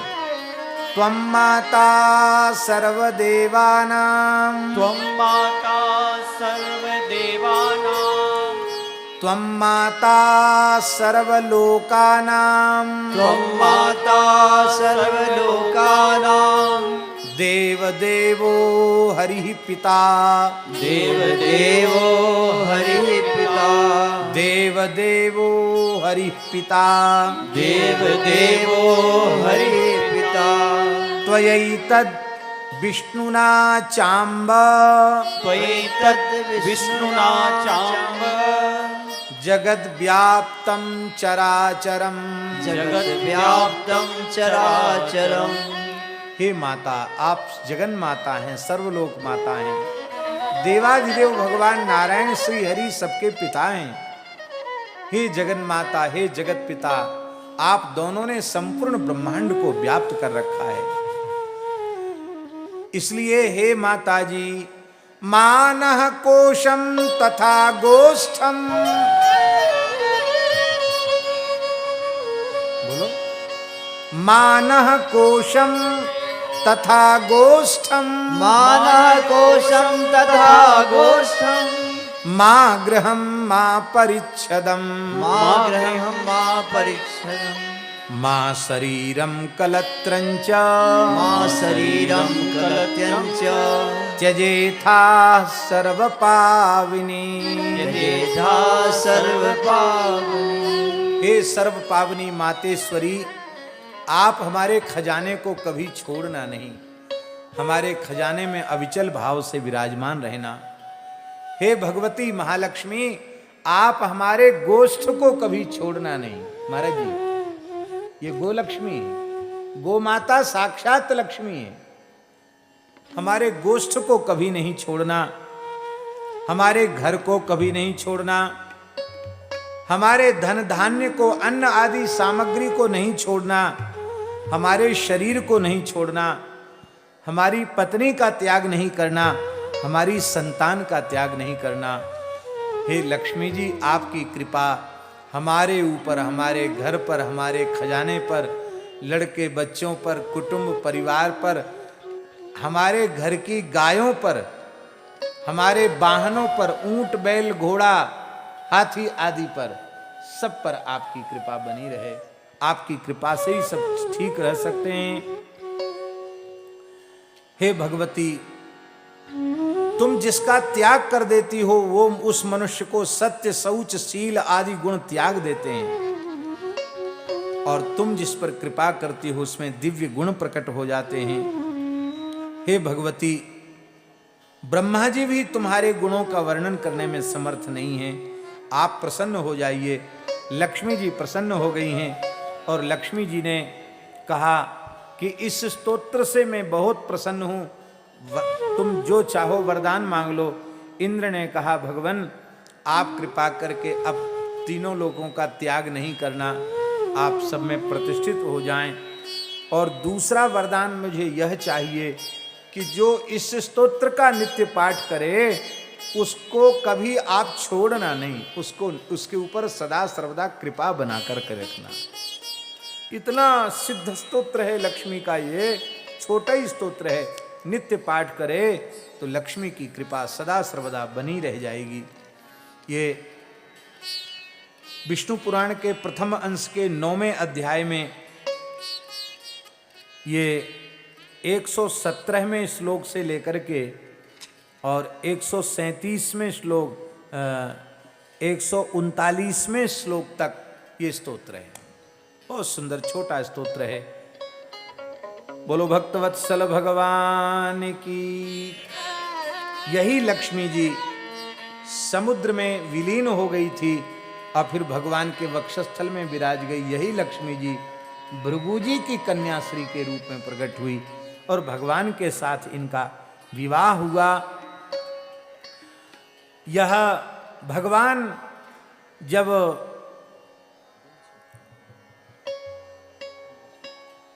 श्री वाराह रूप में प्रकट होते हैं तो ये भूदेवी बनकर उनकी सेवा करती हैं। जब भगवान आदित्य रूप में प्रकट होती हैं तो ये पद्मा रूप में प्रकट होती हैं। जब भगवान परशुराम रूप में प्रकट होते हैं तो ये भूदेवी के रूप में प्रकट होती हैं। राघवत्वे भवत सीता रुक्मिणी कृष्ण जन्मनी। जब ये राम जी के रूप में प्रकट होते हैं तो ये भगवती सीता के रूप में प्रकट हो जाती हैं। जब कृष्ण रूप में प्रकट होते हैं तो रुक्मिणी के रूप में प्रकट हो जाती हैं। अन्येषु चावतारेषु विष्णोरेषा अनपायिनी। अन्य अवतारों में भी ये भगवान की अनपायिनी भक्त शक्ति है, भगवान को कभी छोड़ती नहीं है। प्रत्येक अवतार में भगवान के साथ किसी न किसी रूप में प्रकट होती है। देवत्वे देवदेहेयम मनुष्यत्वे च मानुषी। भगवान देव रूप में प्रकट होते तो देवी हो जाती है। भगवान मानवाकार रूप में प्रकट होते हैं तो ये भी मानवी कन्या के रूप में प्रकट हो जाती है। और जब भगवान श्रीनिवास के रूप में प्रकट होते हैं तो ये आकाश राजपुत्री पद्मावती के रूप में प्रकट होकर भगवान इनका पाणी ग्रहण करते हैं। श्री वेंकटेश्वर भगवान के रूप में जो इस स्तोत्र का नित्य पाठ करता है उसके 3 पीढ़ी तक धन का अभाव नहीं होता है। 3 पीढ़ी तक। और सब लोग करेंगे तो आगे किसी भी पीढ़ी में धन का अभाव नहीं होगा। धन का देखो, लक्ष्मी की कृपा का मतलब क्या? केवल धनवान होना लक्ष्मी की कृपा नहीं है। धन का भगवान की सेवा में उत्तम उपयोग होना ये लक्ष्मी की कृपा है। धन तो न जाने कितने लोगों के पास में है। गौ सेवा में, भगवान के मंदिर के निर्माण में। देखो यहाँ तिरुमला में भगवान के इन दिव्य भवनों का निर्माण भी तो किन्हीं भक्तों ने ही कराया होगा। इतने आभूषण, इतना स्वर्ण किसी भक्त ने ही तो अर्पित किया, राजाओं ने अर्पित किया होगा कि नहीं? यह है लक्ष्मी का उत्तम उपयोग, यह है धन का उत्तम उपयोग। तो लक्ष्मी की सर्वोपरि कृपा। यही लक्ष्मी जब गरुड़ वाहना होकर के आती हैं तो हमारे धन को भगवान की सेवा में लगाती हैं, अच्छे कार्यों में लगाती हैं। और यही लक्ष्मी अलक्ष्मी बनकर उल्लूक वाहना होकर आती हैं तो उल्लू को सूर्य नहीं दिखता, वो अंधा बना देती हैं। लक्ष्मी वाले उनको दिखता ही नहीं, उन पर चढ़ जाती है, उनको उल्लू बना देती है लक्ष्मी। तो धनवान लोग कई बार बड़े बड़े दोषों से ग्रसित हो जाते हैं। जो नहीं खाना चाहिए वो खाने लग जाएंगे, जो नहीं पीना चाहिए जो पीने लग जाएंगे, जहाँ नहीं जाना चाहिए वहाँ जाने लग जाएंगे, जो नहीं करना चाहिए वो करने लग जाएंगे। ये लक्ष्मी की कृपा नहीं है, ये लक्ष्मी का कोप है। लक्ष्मी की कृपा है अपने धन का उत्तम उपयोग सेवा में। ये लक्ष्मी की कृपा है। इति सकल विभूत्यवाप्ति हेतु स्तुतिरियमिन्द्र मुखोद्गता हि लक्ष्म्या अनुदिनमिद पठ्यते नृभिर्यैर् बसति न तेषु कदाचिदप्यलक्ष्मी। बोलो भक्तवत्सल भगवान की। यही कथा का विश्राम होता है। कल भृगु आदि ऋषियों की उत्पत्ति का वर्णन और ध्रुव पुराण के अनुसार ध्रुव जी का चरित्र। ध्रुव पुराण में ध्रुव जी का, विष्णु पुराण में ध्रुव जी का चरित्र बहुत विलक्षण है। वो ध्रुव चरित्र आप लोग कल श्रवण करेंगे। और भी आगे वेंकटेश भगवान के महात्म्य को, वेन का, पृथु का चरित्र भी आप लोग श्रवण करेंगे। प्राचीन वर्ही प्रचेताओं का जन्म, जहाँ तक हो सकेगा कल हम चरित्रों का वर्णन करेंगे। श्रीमन्नारायण नारायण नारायण मन्नारायण नारायण नारायण भजमन्नारायण नारायण नारायण श्रीमन्नारायण नारायण नारायण श्री हरि नारायण नारायण नारायण श्री हरि नारायण नारायण नारायण गोविंद नारायण नारायण नारायण गोविंद नारायण नारायण नारायण लक्ष्मी नारायण नारायण नारायण लक्ष्मी नारायण नारायण नारायण। परम गोभक्त श्री छोगा राम जी जो गांव-गांव में जाकर अपनी वाणी के माध्यम से गोभक्ति की अलख जगाते हैं, ऐसे परम गोभक्त, और इनको तो हम साधु हृदय ही मानते हैं, ऐसे हमारे अत्यंत प्रिय और आदरणीय श्री छोगा राम जी ने एक पुस्तक लिखी है। उस पुस्तक का विमोचन आज भगवान श्री वेंकटेश प्रभु के कल्याण महोत्सवम के अवसर पर आज ठाकुर जी का पद्मावती जी के साथ वेंकटाचल महात्म्य में विवाह संपन्न हुआ है।